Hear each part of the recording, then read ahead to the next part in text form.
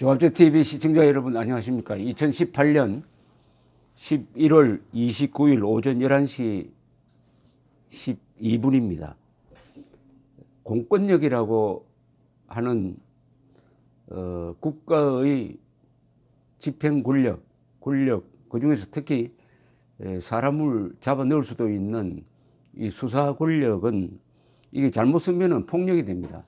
그래서 공권력도 엄격하게 분류하면은 폭력인데 그것은 국가 폭력입니다. 국가가 공평하게 재판을 통해서 또는 법적 근거를 가지고 폭력을 행사하니까 공권력으로 불리는 겁니다. 그럼 공권력과 폭치, 폭력의 차이는 뭐냐? 공권력이 불공정하게 집행이 되면은 그때부터는 공권력이 아니라 폭력이 됩니다. 그때부터는 법치가 아니라 폭치가 되는 거죠. 법치가 아니라 폭치가 됩니다. 폭치. 그러니까 이 국가의 공권력은 반드시 법률에 의해서 공정하게 집행되어야 합니다. 그런데 요사이 한국에서 일어나고 있는 사건은 오늘 여러 사람들이 코멘트를 한 거기에 진실이 다 들어가 있는 것 같은데, 이 김병준 자유한국당 비상대책위원장은 문재인 정부의 공권력은 민노총의 호위무사 역할을 하고 있다. 대법원장에게 화인병을 던진 사건에 대해서는 김부겸 행정안전부 장관과 민감용 경찰청장이 사과했지만은 민노총의 집단 폭행 사건에 대해서는 아무도 문책도 사과도 하지 않고 있다. 대법원장은 아니지만 민노총 폭행 사건의 피해자도 국가가 보호해야 할 국민이 아닌가라고 이야기를 했어요. 석동현 전 검사장은 오늘 저한테 메시지를 보냈는데 이렇게 썼습니다. 사진을 하나 올려놓고, 어제 경찰청장이 대법원장을 찾아가서 사과하는 장면의 사진이 참 기가 막힌 사진입니다. 대법원장은 일자처럼 딱 서 있고, 이 경찰청장이 90도로 굽히고 있는 모습입니다. 굽히고 있는 모습. 대법원장도 국민이고 똑같은 국민 한 사람은 민노총 노조원으로부터 감금, 집단 폭행을 당해가지고 전치 12주 상해를 입고 있는데, 거기 경찰서장이 찾아가서 사과했다는 이야기는 없습니다. 그리고 국민도 등급이 있다는 거죠. 대법원장 국민이 있고 기업인 국민이 있는데, 요사이 기업인 국민은 좀 힘을 못 씁니다. 그러니까 노조원 국민은 또 상당히 힘을 쓰고 국가 공권력이 비호를 하고 있다. 국가 공권력이 노조원 국민의 폭력을 비호하고 있다. 호위무사다. 참 모욕적인 이야기입니다. 오늘 문재인 대통령 국정평가가 리얼미터 조사에 의하면 3.3% 내려앉아가지고 48.8%가 되고, 국정평가 부정률은 45.8%니까 오차 범위 안에 똑같습니다. 이렇게 된 데는 문재인 정권의 공권력 행사가 불공정하다는 이런 인식이 확산되는 것과 관계가 있지 않나 하는 이런 생각이 듭니다. 이 석동현 전 검사장은 이렇게 주장을 합니다.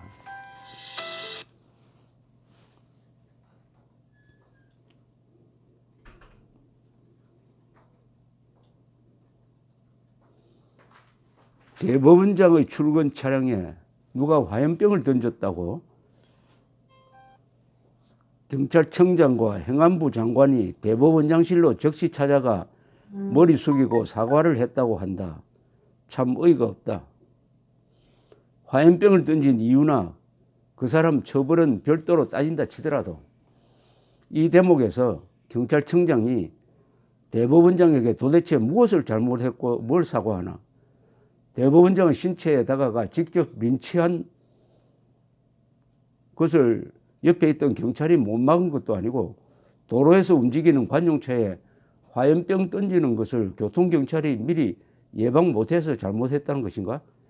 경찰청장이 무슨 큰 죄라도 지은 듯 머리 숙이고 대법원장은 당연한 듯 목례도 없이 그 인사를 받는 이런 사진을 찍게 하고 버젓이 각 언론을 장식하게 하는 이 아둔함은 무신경인가 아니면 후한무치인가?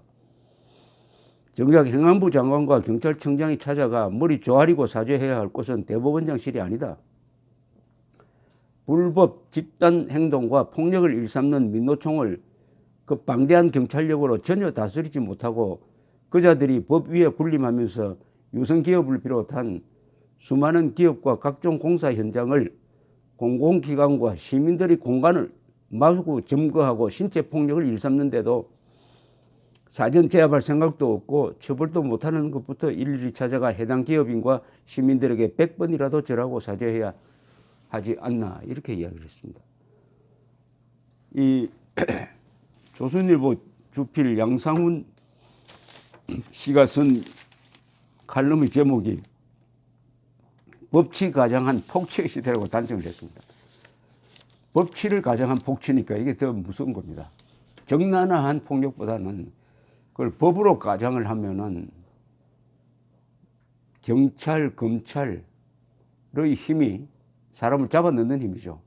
잡아넣는 힘이 정치 보복용으로 악용되고 선량한 시민을 죄인으로 조작하고 하는 이런 폭력의 시대가 바로 폭치라는 의미죠. 폭치. 폭 옆에는 치가 붙으면 안 되는데 치는 다스릴 치니까 좋다는 의미인데 폭치란 것은 폭력을 위장한 정치를 하고 있다. 법을 악용한 공권력은 폭력이다. 이런 이야기입니다. 여기서도 양상훈 주필의 칼럼도 민노총을 딱 겨냥을 했습니다. 민노총과 정권은 같은 편이다. 경찰과 검찰이 대통령과 다른 편 사람, 다른 말을 하는 사람들의 약점은 집요하게 찾아 법으로 엮으면서 민노총 조직폭력에 대해서는 비호 세력처럼 나서는 것은 일맥상통한다. 법이 폭력의 수단으로 이용되는 것과 법이 폭력의 비호 세력이 되는 것은 사실 종이 한 장 차이다. 이제 민노총의 표적이 되면 인터넷에서 돌팔매를 맞는 것에서 나아가 신체적 폭력에까지 노출될 수 있다. 기업인만이 아니다. 누가 당할지 모른다. 그래서 법에 호소하려 해도 민노총을 비호하는 검경과 신주류 판사들이 버티고 있다. 여기 재밌습니다. 신주류 판사들이 검찰, 경찰뿐만 아니라 이제는 일부 판사들까지도 민노총을 비호하는 세력으로 바뀌고 있다. 법을 가장해서 벌어지는 폭치의 시대다. 폭치는 폭치를 부른다. 여상규 이 법사위원장은 월간조선과 인터뷰하면서 지금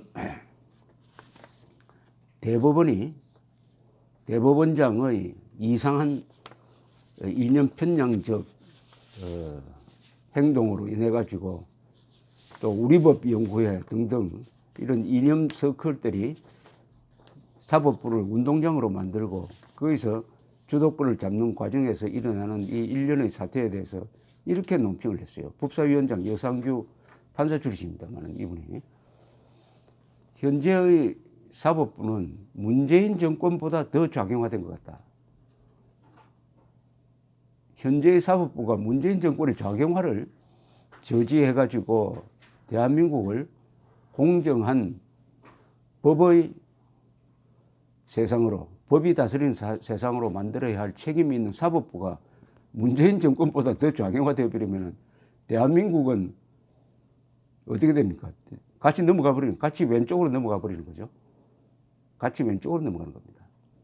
문재인 정권보다 사법부가 더 좌경화되면은 그것을 오른쪽으로 끌어가지고 균형을 잡아줄 세력은 언론, 조선일보 같은 언론, 그리고 야당, 그리고 국민이죠. 국민의 여론. 당연히 국민 여론이 다시 이제 반반, 문재인 지지 반대가 반반으로 됐습니다. 반반으로 되면서 국민 여론이 왼쪽으로 기울고 있는 이 나라를 가운데로 바로 세울 수 있느냐, 그런 균형 역할을 할 수 있느냐 하는 시험대에 지금 올랐습니다. 언론의 자유는 모든 자유의 어머니라고 합니다. 언론 자유가 있으면 정치의 자유, 사유재산권의 자유도 보장이 됩니다. 언론의 자유가 이제 대한민국을 구하느냐 아니면은 선동 언론으로 변해가지고 같이 망가뜨리냐 하는 기로에 섰습니다. KBS, MBC, SBS, JTBC 이 선동 언론의 4대 중심 기관을 우리 국민들이 견제를 하려면은 국민들이 그 선동 기자들보다 훨씬 더 똑똑해져야 합니다. 모든 정보에 대해서는 스스로 확인을 해야 합니다. 메시지로 들어오는 페이크 뉴스 믿지 말고, 그래서 민주시민으로 살아가는 것은 상당히 피곤합니다. 부지런해야 하니까요. 감사합니다.